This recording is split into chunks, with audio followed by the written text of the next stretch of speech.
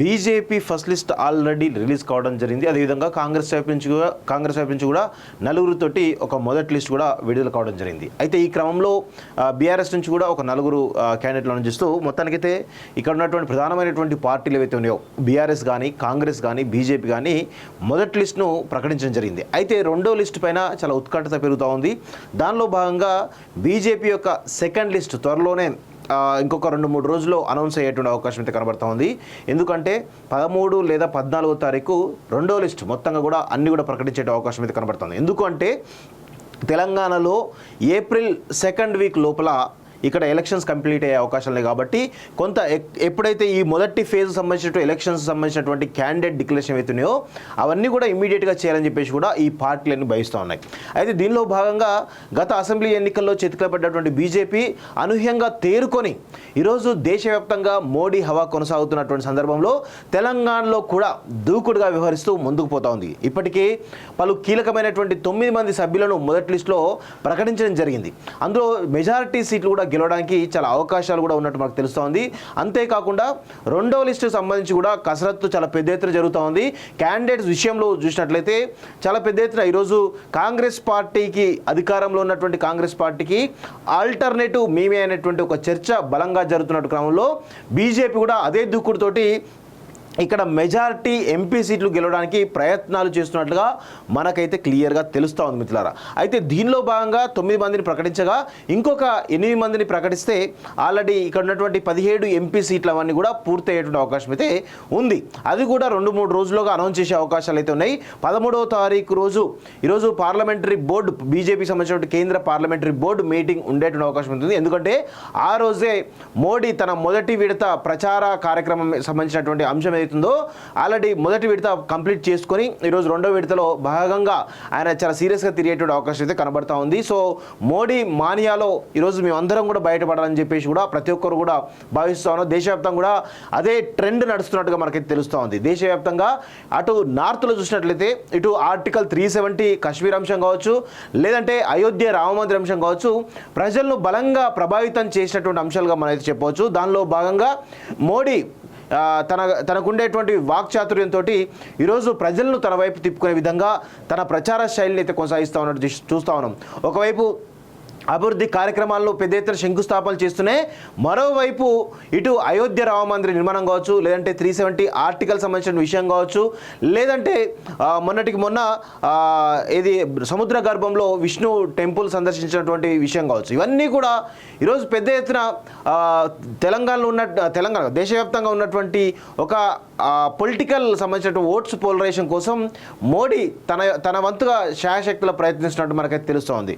దీనిలో భాగంగా రాహుల్ గాంధీ ఇంకొక వైపు భారత్ జోడో న్యాయయాత్రను చాలా పెద్ద ఎత్తున నిర్వహిస్తున్నప్పటికీ కూడా ఈరోజు ఈ అయోధ్య రామమందిర అంశం కావచ్చు, లేదంటే ఆర్టికల్ 370 అంశం కావచ్చు, మిగతా అంశాలు ఏవైతే ఉన్నాయో వీటితో పోల్చుకుంటే జోడో యాత్రకు సంబంధించినటువంటి కొంత వెనకబడ్డట్టే మనకు తెలుస్తూ ఉంది.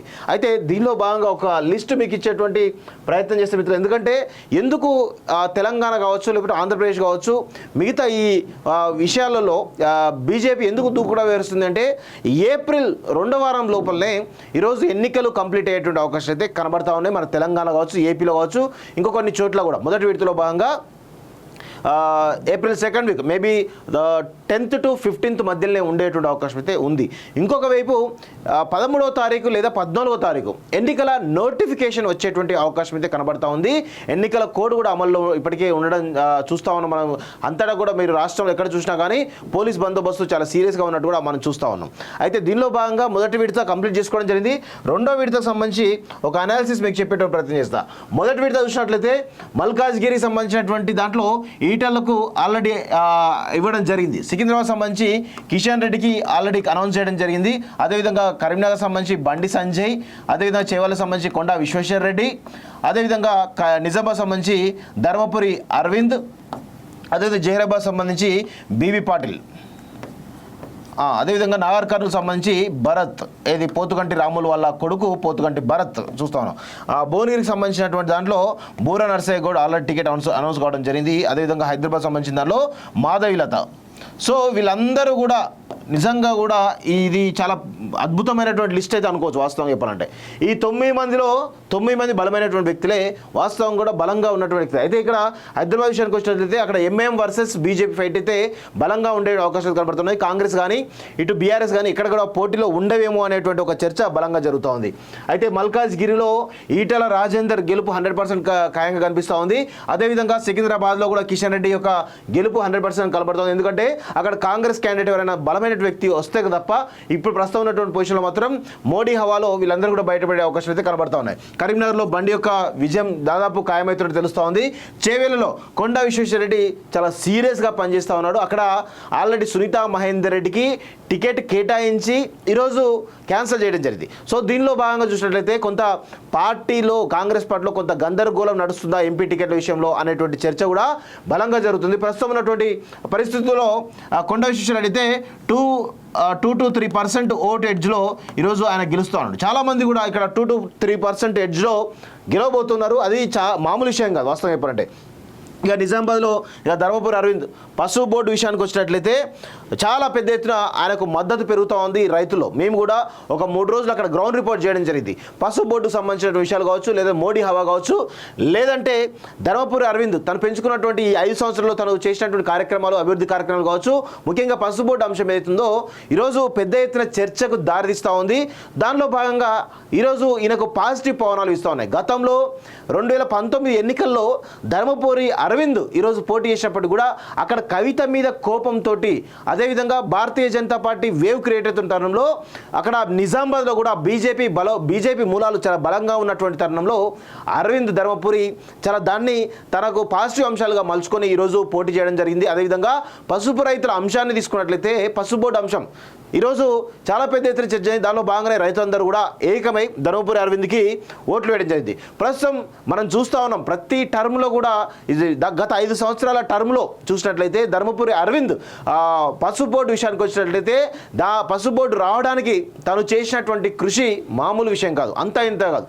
అసలు స్పైస్ బోర్డులో ఉన్నటువంటి ఈ పసుపును సపరేట్గా పసుపు బోర్డు టర్మరిక్ బోర్డు ఈరోజు ప్రధాని మోడీ తోటి మహబూబ్నగర్లో అనౌన్స్ చేసి ఆ తర్వాత నిజామాబాద్లో పెద్ద సభ పెట్టి ఈరోజు అనౌన్స్ చేయడం అనేది ఇది మామూలు విషయం కాదు.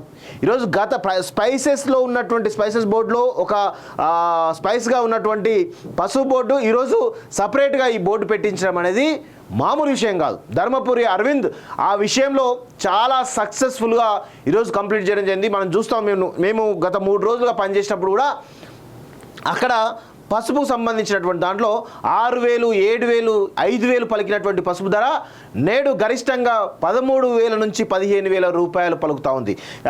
కనిష్టంగా చూసినట్లయితే 9,000 నుంచి 10,000 రూపాయలు ఈరోజు పండుతూ ఉంది. అంటే ఈరోజు పసుపు బోర్డు వచ్చిన తర్వాత ఏ విధంగా ఆ పసుపు రైతుల కళ్ళల్లో ఆనందం చూస్తున్నామో మనం చూస్తున్నాం. అయితే ఈరోజు లోక్సభలో ఆల్రెడీ అయిపోవడం జరిగింది, రాజ్యసభలో తీర్మానం అయిపోవడం జరిగింది, అదేవిధంగా ఇప్పుడు రాష్ట్రపతి గెజిట్ కూడా విడుదల కావడం జరిగింది. ఇక జరగాల్సినటువంటి ప్రాసెస్ ఏంటి అంటే పసుపు బోర్డు ఈరోజు అక్కడ ఎక్కడ పెట్టాలి అనే దాంట్లో కూడా ఈరోజు ఆ ల్యాండ్ అక్విజిషన్ కావచ్చు, లేకపోతే ఆఫీస్ ఎక్కడ ఉండాలనే దాంట్లో కొంత చర్చ అయితే బలంగా జరుగుతూ ఉంది మిత్రులారా. సో ఇప్పుడు కనుక ఈరోజు ధర్మపురి అరవింద్ కనుక మళ్ళీ గెలిపించుకుంటే అక్కడ పసుపు బోర్డుకు సంబంధించినటువంటి నిజామాబాద్ జిల్లాలో ఎక్కడ పెట్టాలి ఏంటి అనే దాంట్లో ఆల్రెడీ కూడా ప్రాసెస్ ఆఖరిలో ఉంది. కాబట్టి పసుపు రైతులందరూ కూడా ఈరోజు ధర్మపురి అరవింద్కు ఓటేయాల్సినటువంటి పరిస్థితి ఏర్పడ్డది ఖచ్చితంగా. అందులో భాగంగానే ఎందుకంటే ఈరోజు చివరి దశలో ఉంది, ఈరోజు గెజిట్ కూడా విడుదలైపోయింది కాబట్టి ఖచ్చితంగా నిజామాబాద్లో ఏర్పాటు చేయడానికి కావాల్సినటువంటి అనువైనటువంటి ప్లేసులు కావచ్చు, దానికి సంబంధించిన బడ్జెట్ కావచ్చు, ఇవన్నీ కూడా రిలీజ్ కావడం జరిగింది. రిలీజ్ కావాల్సిన అవసరం ఉంది వాస్తవంగా.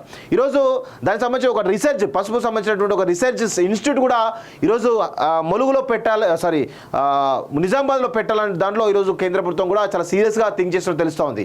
సో నిజామాబాద్లో ఉన్నటువంటి పసుపు రైతులకు రాబోయే రోజుల్లో ఒక మంచి శకం రాబోతుంది, వాళ్ళ జీవితాల్లో వెలుగు నింపడానికి ఒక అవకాశం రాబోతుంది. కాబట్టి ఈరోజు ఖచ్చితంగా పసుపు రైతులందరూ కూడా ఈరోజు ధర్మపురి అరవింద్కు మళ్ళీ ఓటేస్తే కనుక ఖచ్చితంగా పసుపు రైతుల జీవితాలన్నీ కూడా ఈరోజు మరొకసారి వాళ్ళ జీవితాల్లో వెలుగులు నింపేటువంటి అవకాశం మీద కనబడుతోంది. గత 10 సంవత్సరాల్లో మనం చూసినట్లయితే మొదటి టర్మ్లో కేసీఆర్ ఫ్యామిలీ అదేవిధంగా కవిత ఎంపీగా ఉండే. ఇక ఆమె అనేక మార్లు ఈ పసుపు బోర్డు సంబంధించి అనేకమైనటువంటి హామీలు ఇచ్చినప్పటికీ కూడా ఎక్కడ కూడా ప్రయత్నాలు చేసినటువంటి సందర్భాలు చాలా తక్కువ. ఏదో ప్రజలను మభ్యపెట్టడానికి తప్ప, ప్రజల్ని మాయమాటలు చెప్పడానికి తప్ప నిజంగా చిత్తశుద్ధితో పనిచేసినటువంటి సందర్భాలు చాలా తక్కువ. ఈసారి ధర్మపురి అరవింద్ బాండ్ పేపర్ రాసిచ్చి సరే కొంతకాలం డిలే కావచ్చు, కానీ పసుపు బోర్డే కావాలనే దాంట్లో మొదటిసారి ఏమో స్పైసెస్ బోర్డు తీసుకురావడం జరిగింది. దాన్ని కూడా రైతులు కొంత ఇబ్బందికరంగా ఫీల్ అయిన సందర్భంలో ఖచ్చితంగా పసుపు బోర్డే అయితే ఈ రైతుల జీవితాలు బాగుపడతాయని తెలుసుకున్నటువంటి ధర్మపురి అరవింద్ ఈరోజు ఒక పెద్ద ఎత్తున ప్రయత్నాలు చేసి కేంద్ర మంత్రులను, ప్రధానిని, హోంమంత్రిని అందరినీ కలిసి పసుపు బోర్డు ఖచ్చితంగా ఇవ్వాలి. ఈ పసుపు బోర్డు ద్వారా ఈ దేశంలో ఉన్నటువంటి వివిధ ప్రాంతాల్లో పసుపు పండిస్తున్న రైతులందరూ కూడా ఈరోజు పెద్ద ఎత్తున యూజ్ అయ్యే అవకాశాలు ఉందనే కోణంలో ఈరోజు చాలా పెద్ద ఎత్తున ప్రయత్నాలు చేసి పసుపు బోర్డు తీసుకురావడం జరిగింది. అది కూడా ప్రధాని చేతుల మీదుగా, ప్రధాని డైరెక్ట్గా వచ్చి అనౌన్స్ చేయడం ఏదైతుందో నిజంగా ఇది మామూలు విషయం కాదు. ఎందుకంటే ప్రధాని నోటిఫికేషన్ వచ్చిందంటే అది ఎట్టి పరిస్థితుల్లో అమలు కావాల్సిందే. అందుకే ఈసారి పసుపు రైతులారా, నేను ఏదో పార్టీ పరంగా నేను చెప్తలేను, మీరు అక్కడ రైతులకు ఒక మంచి అవకాశాలు రావాలంటే, రైతులకు ఇంకా మంచి మద్దతు ధర రావాలంటే, పసుపుకు ఇంకా డిమాండ్ దేశవ్యాప్తంగా, ప్రపంచవ్యాప్తంగా నిజామాబాద్ పసుపుకు డిమాండ్ ఎక్కువ కాబట్టి ఆ డిమాండ్ ఇంకా పెరగాలి అంటే ఖచ్చితంగా ధర్మపురి అరవింద్ లాంటి వాళ్ళని గెలిపించుకుంటే మీకు ఈరోజు పెద్ద ఎత్తున అవకాశాలు వస్తాయనేది నేను అక్కడ గ్రౌండ్ రిపోర్ట్ చేసిన కాబట్టి చెప్పగలుగుతున్నాను. ఒకవేళ మీరు కొంచెమైనా పొరపాటు చేస్తే కనుక చాలా ఇబ్బందికరంగా ఉండే అవకాశం ఉంటుంది వాస్తవం. ఎందుకంటే పసుపు బోర్డు చివరి దశలో ఉంది, ఆల్రెడీ గెజిట్ కూడా నోటిఫికేషన్ విడుదలైంది కాబట్టి ఇక అక్కడ ఎక్కడైతే పసుపు బోర్డు సెంటర్ ఎక్కడ పెట్టాలి, దాని రీసెర్చ్ సంబంధించినటువంటి ఇన్స్టిట్యూట్ ఎక్కడ పెట్టాలి అనే కోణంలో ఒక 2 అంశాలు మాత్రమే ఈరోజు పెండింగ్లో ఉన్నాయి. అవి కూడా త్వరితగతిన పూర్తయ్యే అవకాశాలు కనబడుతున్నాయి. సో ఇప్పుడు ఎన్నికల కోడ్ కూడా రాబోతుంది, ఇంకా సమయం కూడా లేదు కాబట్టి దయచేసి పసుపు రైతులారా ఆలోచించుకోండి. మీరు ఎవరి వైపు ఉంటారో, మీ జీవితాల్లో వెలుగులు ఎవరు నింపుతారో అనేటువంటి కోణంలో ఈరోజు మీరు ఆలోచించాల్సిన అవసరం ఉంది. సో దానిలో భాగంగానే నిజామాబాద్లో ధర్మపురి అరవింద్ యొక్క గెలుపు చాలా సునాయాసం అయిపోయింది, అందులో నో డౌట్. జైరాబాద్లో బీవీ పాటిల్ తనకు కొంత వ్యతిరేకత ఉన్నప్పటికీ కూడా ఆయన కూడా పెద్ద ఎత్తున గెలిచే అవకాశాలు అయితే కనబడుతున్నాయి మోడీ వేవ్లో. నాగర్ కర్నూల్లో పోతుగంటి భరత్ నిజంగా కూడా అసలు నాగర్ కర్నూల్లో బీజేపీ ఉందా లేదా, గతంలో కూడా 2 లక్షల పైచీలకు ఓటు సంపాదించింది, కానీ బలమైనటువంటి వ్యక్తి వస్తే గెలుపు ఖాయమని తెలుస్తోంది. అయితే పోతుగంటి రాములు ఆయనకు ఆల్రెడీ ఇండిపెండెంట్గా పోటీ చేసి అక్కడ గెలుస్తాడు వాస్తవంగా. సో వాళ్ళ కొడుకు కుమారుడు ఈరోజు పోటీ చేస్తున్నాడు. ప్లస్ పోతుగంటి రాముల గురించి చాలామందికి తెలియదు, ఆయన 4 సార్లు ఎమ్మెల్యే, మంత్రిగా పనిచేసిండు, ఒకసారి ఎంపీగా కూడా పనిచేసిండు. సో చాలా బలమైనటువంటి మూలాలు ఉన్నటువంటి వ్యక్తి ఆ నాగర్ కర్నూలు పార్లమెంట్ పరిధిలో. సో ఖచ్చితంగా ఈ భరత్ వాళ్ళ ఫాదర్ చరిష్మాతోటి భరత్ కూడా బయటపెట్టిన అవకాశాలు అయితే కనబడతా ఉన్నాయి. ఇక భువనగిరి బూర నరసయ్య గౌడ్ ఆల్రెడీ చాలా సీరియస్గా అక్కడ వర్క్ చేస్తూ ఉన్నాడు. అదేవిధంగా అక్కడ ఉన్నటువంటి మెజారిటీ గౌడ ఓట్లంతా కూడా ఇక్కడ బూర నరసయ్య గౌడ్కు పోలరైజ్ కావడం జరిగింది. ఇక్కడ ఖచ్చితంగా ఒక బీసీ ఈక్వేషన్లో బూర నరసయ్య గౌడ్కి చాలా మంచి అవకాశాలు ఉండే అవకాశం ఉంది.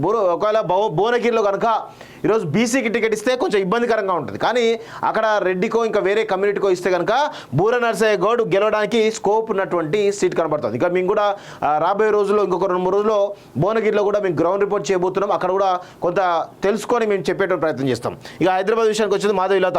ఇక మాధవీలత గెలుదా నేను చెప్పలేను, కానీ ఇక్కడ ఈమె చేసేటువంటి ప్రచారం ఈ అన్ని 16 ఎంపీ సీట్ల పైన ప్రభావం ఉంటుంది. ఆ విధంగా ప్రభావంతో ఇక్కడ హిందూ ఓట్ బ్యాంక్ పోలరైజ్ అయ్యేటువంటి అవకాశం అయితే కనబడతా ఉంది తప్ప వేరే కనబడతలేదు. వాస్తవంగా ఈమె కూడా చాలా ప్రభావం చూపించగలదు. అక్కడ ఎంఐఎంను చాలా ముప్పు తిప్పలు పెట్టి 3 చెల్లో నీళ్ళు తాగించేటువంటి పరిస్థితి మాధవీలత ఆ యొక్క సిచ్యువేషన్ క్రియేట్ చేసే అవకాశాలు అయితే కనబడుతున్నాయి. ఇది గత ఫస్ట్ లిస్ట్లో ఉన్నటువంటి లిస్టు. దీనిలో భాగంగా మీకు ఎవరెవరు గెలిపోయి నేను చెప్పాల్సిన అవసరం లేదు. దీనిలో భాగంగా ప్రతి దాంట్లో కూడా మేము అక్కడ గ్రౌండ్కి వెళ్ళి తెలుసుకున్న విషయాలు మీకు చెప్తా ఉన్నాం. ఇక మిగిలిన సెకండ్ లిస్ట్లో మిగిలినటువంటి కాన్సెస్ ఏంటంటే మహబూబ్ నగర్కి సంబంధించినటువంటి దాంట్లో డీకే అరుణ ఆల్రెడీ టికెట్ అనౌన్స్ అయ్యే అవకాశం అయితే కనబడుతుంది, ఫైనలైజ్ కావడం జరిగింది. మహబూబాద్లో నిన్న ప్రొఫెసర్ సీతారాం నాయక్ పోటీ చేయడం, బీజేపీలో చేరడం జరిగింది. సో ఆయనకే టికెట్ వచ్చేటువంటి అవకాశాలు అయితే కనబడుతూ ఉన్నాయి. ఇక మిగతా వాళ్ళు ఎవరైతే ఉన్నారో అక్కడ ఉన్నటువంటి శంకర్ నాయక్ కానీ, ఇది బీఆర్ఎస్ పార్టీ ఉన్నటువంటి శంకర్ నాయక్ కానీ, అదేవిధంగా కాంగ్రెస్ పార్టీలో ఉన్నటువంటి బెల్లయ్య నాయక్, వీళ్ళిద్దరు కూడా బీజేపీలోకి రావడానికి చాలా శతవిధాల ప్రయత్నం చేస్తున్నప్పుడు కూడా ప్రొఫెసర్ సీతారాం నాయక్ ఉద్యమకారుడిగా ఒక మంచి పేరుంది. గతంలో మహబాద్ ఎంపీగా పోటీ చేసి చాలా సక్సెస్ఫుల్ ఎంపీగా పోటీ చేసినప్పుడు కూడా సరే ఆయన కొంత ఖర్చు పెట్టకపోవచ్చు, కొంత అవినీతి చేయకపోవచ్చు, కానీ సో ఆయనకు టికెట్ ఇవ్వకుండా కవితకి ఇవ్వడం జరిగింది. వాస్తవంగా అప్పటి నుంచి కూడా కొంత బీఆర్ఎస్ పార్టీ పైన నిరుత్సాహం ఉన్నప్పుడు కూడా సరే అవకాశాలు వస్తాయి అనుకున్నాడు. కానీ మహబాద్ బీజేపీ నుంచి ఆయన పేరు కన్ఫర్మ్ అయినట్టు తెలుస్తోంది. మెదక్ నుంచి రఘునందన్ పేరు ఆల్మోస్ట్ కన్ఫర్మ్ కావడం జరిగింది. సో ఆయన పైన కొన్ని కుట్రలు జరిగినాయి. వాస్తవంగా ఆయనకు టికెట్ రాకుండా చాలా పెద్ద ఎత్తున ప్రయత్నాలు చేయడం జరిగింది. అక్కడ అంజిరెడ్డి కూడా చాలా సీరియస్గా ట్రై చేస్తున్న విషయం కూడా మనం చూస్తూ ఉన్నాం. సో అయినప్పటికీ కూడా రఘునందన్ పేరు అయితే కన్ఫర్మ్ కావడం జరిగింది. రఘునందన్ కూడా గెలిచే అవకాశాలు కనబడుతున్నాయి. ఇక నల్గొండ విషయానికి వచ్చినట్లయితే ఇక్కడ నిన్న జాయిన్ అయినటువంటి సైదిరెడ్డి పేరు కనబడుతూ ఉంది. అదేవిధంగా పిల్లి రామరాజు యాదవ్ పేరు కనబడుతూ ఉంది. అదేవిధంగా అక్కడ సుధాకర్ గాండే అని చెప్పేసి ఒక బ్యాంక్ సెక్టర్లో నిపుణులైనటువంటి సుధాకర్ గాండే గారు నిన్న రీసెంట్ కూడా నేను ఇంటర్వ్యూ చేయడం జరిగింది. సో వీళ్ళ ముగ్గురు పేర్లు బలంగా వినబడుతూ ఉన్నాయి. సో ఇక్కడ ఒక రెండు ఈక్వేషన్లు ఏంటంటే నల్గొండలో రెడ్డి డామినేషన్ బలంగా ఉంటుంది కాబట్టి అక్కడ రెడ్డి డామినేషన్లో భాగంగా రెడ్డికే టికెట్ ఇవ్వాలని దాంట్లో ఈరోజు బీజేపీ హైకమాండ్ కొంత సీరియస్గా ప్రయత్నం చేసినట్టు తెలుస్తోంది. సో దానిలో ఇద్దరికి ఇవ్వాల్సిన అవసరం ఉంది. ఒకటి రెడ్డి కానీ ఇవ్వాలి, లేదంటే పిల్లి రామరాజు యాదవ్ కమ్యూనిటీ కానీ ఇవ్వాలి. ఇక్కడ సుధాకర్ గాండే గారు కూడా చాలా అంటే బ్యాంకింగ్ సెక్టర్లో ఆయన ఒక నిపుణులు కాబట్టి ఆయన ఒక ఇంటెలెక్చువల్ కమ్యూనిటీ ఈ విధంగా తీసుకుంటే ఈ విధంగా టికెట్ ఇవ్వాల్సిన అవసరం ఉంది. కానీ అక్కడ నల్గొండలో కొంత రెడ్డి ఈక్వేషన్ బలంగా ఉన్నట్టు తెలుస్తుంది. దానిలో భాగంగా సైదిరెడ్డిని కన్ఫర్మ్ చేస్తున్నట్టు తెలుస్తోంది. అదేవిధంగా పిల్లి రామరాజు యాదవ్ కూడా చాలా సీరియస్గా ట్రై చేస్తున్నారు. ఆయన కూడా టికెట్ వచ్చేటువంటి అవకాశాలు కనబడతారు. వీళ్ళ ముగ్గురు మధ్యలో ఎవరికొకరికి మాత్రం టికెట్ వచ్చేటువంటి అవకాశం అయితే కనబడతా ఉన్నాయి. ఇక ఆదిలాబాద్ విషయానికి వచ్చినట్లయితే బోడం నగేష్ రీసెంట్గా నిన్ననే బీజేపీలో జాయిన్ కావడం బీఆర్ఎస్ నుంచి ఆయనకు టికెట్ కన్ఫర్మేట్గా తెలుస్తోంది. ఆయన కూడా ఆదివాసీ కమిటీకి సంబంధించినటువంటి నేత. ఇక్కడ 2 ఎస్టీ సంబంధించినటువంటి సీట్లే అండి. ఈ 2 ఎస్టీ సంబంధించినటువంటి సీట్లలో ఒకటి లంబాడకి ఇస్తే ఒకటి ఆదివాసీకి ఇవ్వాల్సిందే ఖచ్చితంగా. సో ఇక్కడ మహబాద్లో లంబాడ సామాజిక వర్గం సంబంధించిన సీతారాం నాయక్ ఇవ్వడం జరిగింది కాబట్టి ఆదిలాబాద్లో ఈరోజు ఆదివాసీ కమిటీకి సంబంధించినటువంటి బోడం నగేష్కు టికెట్ కన్ఫర్మ్ అయినట్టు తెలుస్తోంది. సో అక్కడ కూడా ఆదిలాబాద్లో 100 to 200% అది బీజేపీ సీటు, అందులో నో డౌట్ అది బీజేపీ గెలవడం కూడా ఖాయంగా కనిపిస్తుంది. అక్కడ స్వయం బాపురావుకు కొంత ఇబ్బందికరమైన పరిస్థితి. మరి ఆయనకు ఏమన్నా కేంద్ర అప్పుడు మళ్ళీ నెక్స్ట్ ప్రభుత్వం వస్తే కనుక ఆయనకి ఏమైనా న్యాయం చేసే అవకాశాలను కూడా తెలుస్తోంది. ఇక వరంగల్ విషయానికి వచ్చినట్లయితే ప్రస్తుతం కృష్ణప్రసాద్ గారు ఆల్రెడీ చాలా సీరియస్గా అక్కడ పనిచేస్తూ ఉన్నారు. మాజీ డీజీపీ కృష్ణప్రసాద్. సో ఇక్కడ విషయం ఏంటి అంటే ఇక్కడ నుంచి కృష్ణప్రసాద్ కాకుండా ఈరోజు గతంలో ఆరూరి రమేష్ బీజేపీలోకి రావడానికి కొంత ప్రయత్నాలు చేసినప్పటికీ కూడా ఇంకొక విషయం ఏంటంటే ఆరూరి రమేష్ మళ్ళీ తన మనసు మార్చుకొని బీఆర్ఎస్ నుంచే ఎంపీగా పోటీ చేసేటువంటి అవకాశాలు అయితే కనబడతా ఉన్నాయి. కానీ అక్కడ ఆరూరి రమేష్ ఒక మంచి ఛాన్స్ అయితే మిస్ చేసుకున్నారు. ఎందుకంటే ఆరూరి రమేష్ లాంటి వాళ్ళు వస్తే అక్కడ బీజేపీ అక్కడ బలంగా ఓటు బ్యాంక్ సంపాదించే అవకాశం లేదు. చాలా గెలిచిన ఆశ్చర్యం లేనటువంటి పరిస్థితి అయితే కనబడతా ఉంది. ఎందుకు అంటే ఇక్కడ ఆరూరి రమేష్ ఆల్రెడీ వర్ధనపేటలో తనకు పెద్ద ఎత్తున పట్టుంటుంది. అక్కడ స్టేషన్ కన్పూర్లో తన సొంత నియోజకవర్గం అక్కడ కూడా పట్టుంటుంది వాస్తవంగా.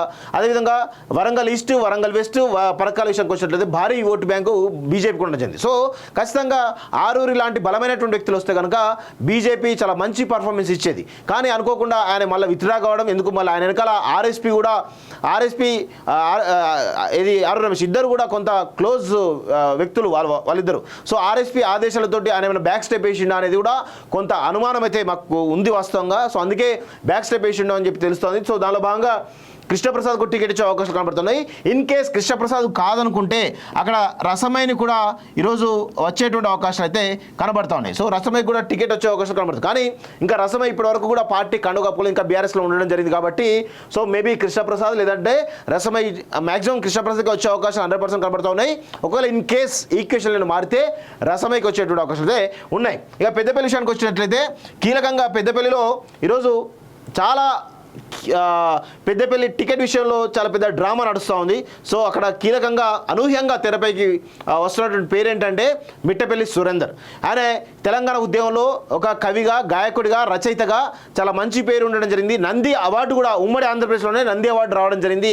సో ఆయన పాటలు ఈరోజు తెలంగాణ ఉద్యమం రావడంలో ఆయన పాట కూడా చాలా కీలకమని చెప్పి మనకు ఆల్రెడీ మేము చూసినటువంటి సందర్భాలు కనబడుతున్నాయి. సో ఆయన పేరు అనూహ్యంగా తెరపైకి వస్తుంది. ఇంతవరకు ఆయన పార్టీ కండు అయితే కప్పుకోలేదు. సో ఆయన పేరు కూడా కొంత బలంగా వినిపిస్తూ ఉంది. అదేవిధంగా మిట్టపల్లి సురేందర్కి ఇవ్వకుండా ఒకవేళ సురేందర్ను కాదు ఇవ్వద్దు అని అనుకుంటే ఆ ప్లేస్లోకి మళ్ళీ రసమై వచ్చేటువంటి అవకాశం అయితే కనబడతా ఉన్నాయి. సో రసమై లేదంటే అక్కడ ఇంకొక మిట్టపల్లి రాజేంద్ర అని చెప్పేసి ఆయన కూడా ఉన్నాడు.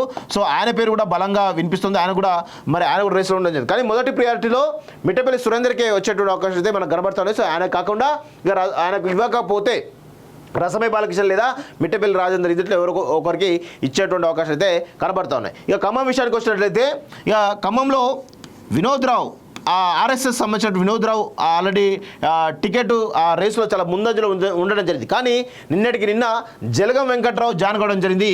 సో జలగం వెంకట్రావు కనుక ఈరోజు జాయిన్ కావడం జరిగింది కాబట్టి మ్యాక్సిమం జలగం వెంకట్రావు కూడా టికెట్ వచ్చే అవకాశాలు అయితే కనబడుతూ ఉన్నాయి. సో వినోద్ రావుగా జలగం వెంకట్రావుగా ఇద్దరిట్లా ఎవరికొకరికి టికెట్ వచ్చేటువంటి అవకాశాలు అయితే కనబడుతున్నాయి.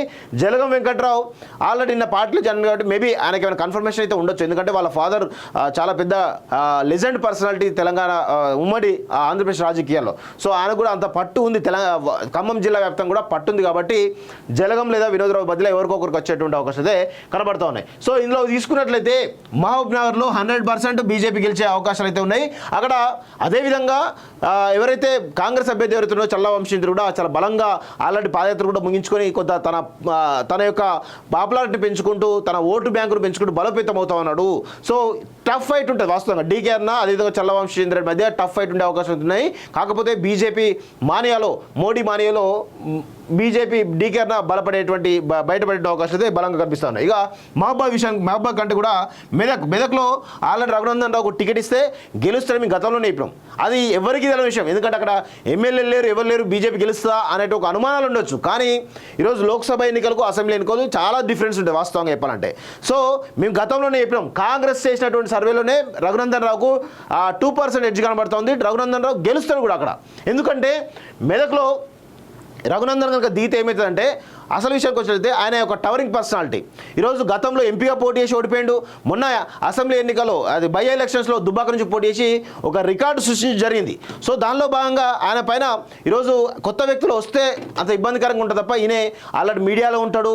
కొంత రాష్ట్ర వ్యాప్తంగా కాకుండా దేశవ్యాప్తంగా పరిచయం వ్యక్తి, ఒక ఇంటెలెక్చువల్ డిబేట్స్లలో ఈరోజు బీజేపీని ఈరోజు కాపాడడంలో కావచ్చు, బీజేపీకి సంబంధించినటువంటి అంశాలను ఈరోజు లేవనెత్తి ప్రతిపక్షాలు డిఫెన్స్ చేయడంలో కావచ్చు ఈరోజు దిట్ట అని చెప్పవచ్చు. సో అన్ని రకాల క్వాలిటీలు ఈరోజు ఎంపీగా గెలవడానికి అన్ని రకాల క్వాలిటీలు ఉన్నాయి. ప్రజలు కూడా యాక్సెప్టెన్స్ ఉన్న లీడర్. ఈరోజు దుబ్బాకలో ఉన్నటువంటి ప్రజలు అరే మేము అనవసరంగా రఘునందన్ ఎందుకు ఓడించుకున్నాము, ఏం పనికి మాలినటువంటి ఎవరైనా శ్రీనివాసరెడ్డి అనుకుంటా, ఏది మన సోనీ ట్రావెల్స్ కొత్త ప్రభాకర్ రెడ్డి ఎందుకు ఓడించుకున్నావా అని బాధపడతా ఉన్నారు.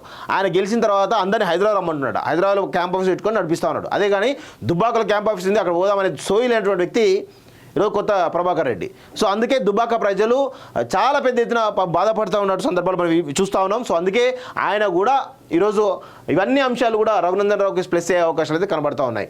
సో అదేవిధంగా నల్గొండ నుంచి వీళ్ళ ముగ్గురిట్లో ఎవరికైనా ఒకరు టికెట్ వచ్చే అవకాశాలు ఉన్నాయి. ఇక్కడ నల్గొండ, అదేవిధంగా ఇక్కడ మహబాద్, అదేవిధంగా వరంగల్, పెద్దపల్లి, ఈ ఖమ్మం, వీటిలలో బెటర్ పర్ఫార్మెన్స్ అయితే ఖచ్చితంగా ఇవ్వగలుగుతుంది. 50-50 ఛాన్సెస్. ఇక్కడ వీళ్లకు ఓటు శాతం మాత్రం గణనీయంగా పెరిగి ఈరోజు బలీయమైనటువంటి శక్తిగా భారతీయ జనతా పార్టీ తెలంగాణలో బలపడేటువంటి అవకాశం అయితే కనబడుతుంది. ఇక మిగతా ఈ 9, 10, 11, 12 సీట్లలో ఎన్ని సీట్లు గెలుస్తుంది అనేది ఇక్కడ ఇంపార్టెంట్. ఎందుకంటే 12 సీట్లు కూడా 11 సీట్లు కూడా గెలుపు అవకాశాలు బలంగా ఉన్నటువంటి సీట్లు. ఇక్కడ ఈ క్యాండిడేట్ విషయంలో కనుక ఇంకొంచెం దూకుడుగా వివరిస్తే కనుక అక్కడ కూడా బలోపేతమయ్యేటువంటి అవకాశం అయితే కనబడుతూ ఉన్నాయి. సో ఖచ్చితంగా భారతీయ జనతా పార్టీ ఈ పార్లమెంట్ ఎన్నికల్లో బెటర్ పర్ఫార్మెన్స్ ఇచ్చేటువంటి అవకాశాలు కనబడుతున్నాయి. కాంగ్రెస్కు కంటే ఒక సీట్ ఎక్కువ వచ్చినా ఆశ్చర్యం లేదు, రాసి పెట్టుకోండి. నేను ఆన్ రికార్డ్ చెప్తా ఉన్నాను, లైవ్లో చెప్తా ఉన్నాను, కాంగ్రెస్ పార్టీ కంటే ఒక సీటు ఎక్కువ వచ్చినా ఆశ్చర్యం లేదు భారతీయ జనతా పార్టీకి.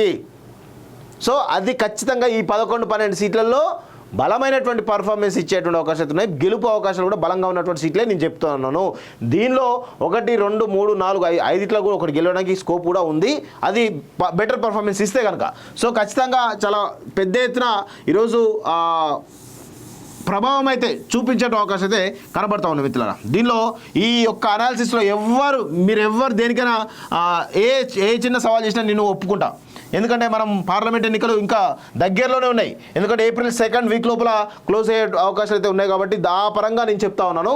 ప్లస్ గ్రౌండ్లో మేము తిరుగుతూ ఉన్నాం కాబట్టి మాకు ఉన్నటువంటి సమాచారం తెలుసు కాబట్టి మేము ఆ సమాచారం మేరకే ప్రజల్లో ఏ విధంగా మోడీ మానియా నడుస్తుందో దాన్ని బట్టి మేము చెప్పగలుగుతున్నాం. మోడీ మానియాతో పాటు ఈరోజు క్యాండిడేట్ యొక్క అంశం కూడా కొంత బలోపేతం అయితే అక్కడ గెలుపు సునాయాసంగా ఉండేటువంటి అవకాశం అయితే కనబడతా ఉంది. సో అందుకే క్యాండిడేట్ సెలక్షన్ విషయంలో భారతీయ జనతా పార్టీ చాలా సీరియస్గా సర్వేలు చేస్తూ ఈరోజు పెద్ద ఎత్తున వాళ్ళైతే టికెట్లు అనౌన్స్ చేస్తూ ఉన్నారు వాస్తవంగా. సో చూద్దాం ఏమవుతుందో. ఇది మరి బీజేపీ సెకండ్ లిస్ట్ సంబంధించినటువంటి అంశం.